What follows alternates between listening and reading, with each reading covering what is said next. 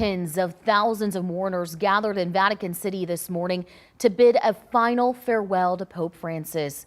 The 88-year-old pontiff was honored during an outdoor funeral mass in St. Peter's Square. President Trump and former President Biden, a devout Catholic, were among those in attendance. Tina Cross reports from the Vatican.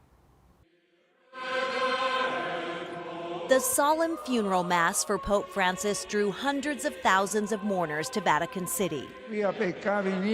Francis's simple wooden coffin was placed in St. Peter's Square for the service, close to Catholic leaders and dignitaries, including President Trump. The first reading delivered by journalist Kelsey Gussie from Florida. A reading from the Acts of the Apostles. Truly, I understand that God shows no partiality. Last night, people from around the world got one last look at the late pontiff inside St. Peter's Basilica before his face was covered and the coffin sealed.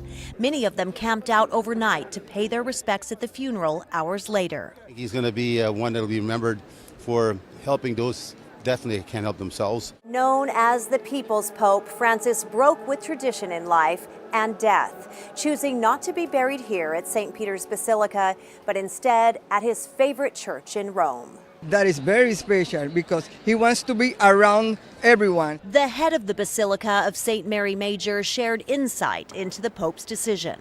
He told that he don't want to be buried in the chapel because chapel is for celebrations, for the Eucharist.